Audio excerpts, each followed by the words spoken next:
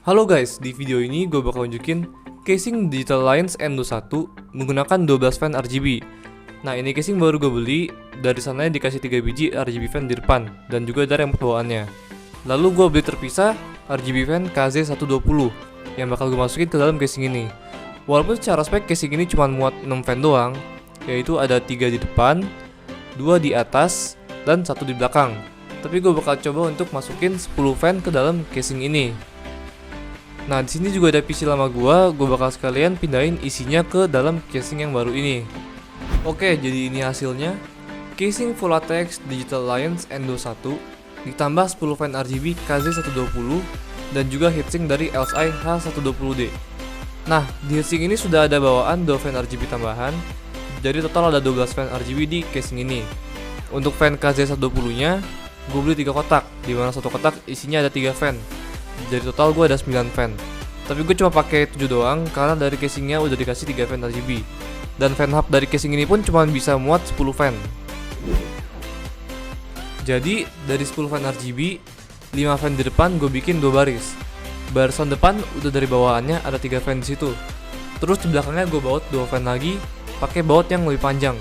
Soalnya kalau pakai baut bawaan nggak bisa karena ketutupan sama 3 fan yang ada di depan. Jadi udah ada 5 fan di depan. Gue pasang lagi 2 di atas, 2 di bawah, dan 1 di belakang. Oh iya, by the way, jangan lupa kalau pasang fan-nya itu harus satu arah untuk intake dan exhaust, biar anginnya sejalur dan gak tabrakan di dalam casing. Jadi untuk fan yang ada horizontal, itu arah buangannya satu arah ke belakang casing, dan fan yang ada vertikal itu buangannya searah ke atas casing. Nah, jadi ini bagian samping kanan dari casingnya. Jadi di sini ada fan hub bawaan dari casingnya. Tadinya gue pengen beli fan hubnya aja, tapi sayang fan hubnya nggak dijual terpisah. Jadi harus terpaksa beli sama casing-casingnya juga. Jadi hub ini muat untuk colok 10 fan RGB yang pakai 6 pin. Makanya gue sekalian beli yang KZ120 karena itu pakai 6 pin. Dan harus dicolok ke hubnya karena motherboard gue cuma ada colokan untuk fan 4 pin.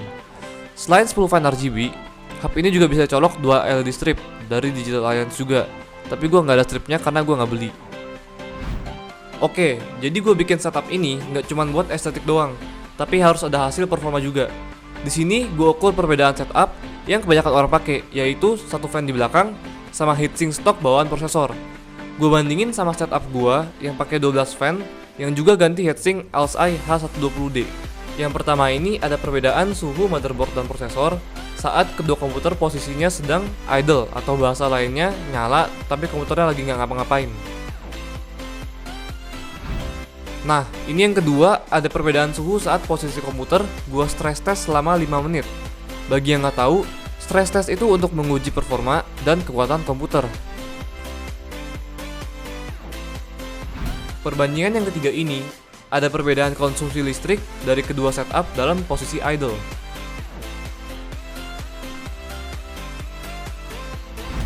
Dan perbandingan yang terakhir adalah perbedaan konsumsi listrik dari kedua setup dalam posisi 5 menit stress test. Oke, jadi ini penampakan dari casingnya kalau dinyalain di ruangan gelap. Menurut gue ini keren banget sih, walaupun agak overkill karena fan-nya ada 12 biji nyala-nyala. Tapi gue suka karena gue emang hobi sama RGB-RGB-an, biar lebih kelihatan gaming look-nya aja gitu. Dan ini kelihatannya kalau ruangannya terang. Seperti yang gue bilang tadi, ada 5 fan yang terdiri dari 2 baris yang ada di depan casing, ada 2 fan di atas, 2 fan di bawah, 1 fan di belakang, dan 2 fan yang nempel sama heatsinknya. Jadi total ada 12 fan. Oke, jadi apa konklusinya? Apakah tujuannya cuma buat nambah fan yang ada lampu-lampunya doang, biar kelihatan keren? Ya emang itu sih tujuan awalnya. Tapi ternyata ada ngaruh banyak juga di performa.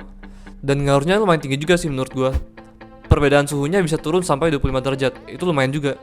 Tapi di sisi lain, emang sih nambah penggunaan listrik sekitar 20-30 watt lebih. Tapi ya itu pilihan masing-masing. Menurut kalian gimana? Apakah worth it mengorbankan sedikit penambahan listrik untuk performa dan estetik dari fan ini? Gue pengen tahu pendapat kalian, silahkan komen di kolom komentar. Nah, di part terakhir ini, gue bakal kasih unjuk ke kalian sedikit dari mode-mode RGB yang bisa disetel di casing fan ini. Dari casing ini dikasih bawaan remote control untuk fan hubnya. Jadi bisa untuk matiin nyalain lampunya, bisa nambahin brightness, bisa ganti-ganti warna, dan juga bisa ganti-ganti mode. Di sini gue cuman unjukin sedikit doang dari modenya karena ada banyak banget mode lampu yang bisa ditampilin di fan ini. Dan kalau gue kasih unjuk semuanya, kayaknya video ini bisa 2 kali lebih panjang dan bakal jadi ngebosenin. Jadi gue kasih unjuk sedikit aja.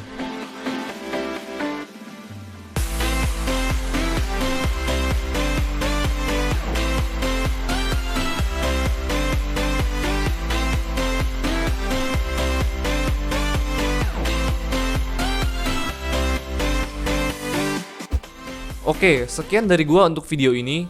By the way, ini video pertama gua di channel ini setelah 4 tahun lamanya. Silahkan tulis pendapat kalian di kolom komentar. Dan jangan lupa like dan share video ini ke orang yang membutuhkan. Dan yang paling penting, jangan lupa subscribe agar channel gua bisa berkembang. Stay happy, stay healthy, stay RGB, and I'll see you guys in the next video. Peace.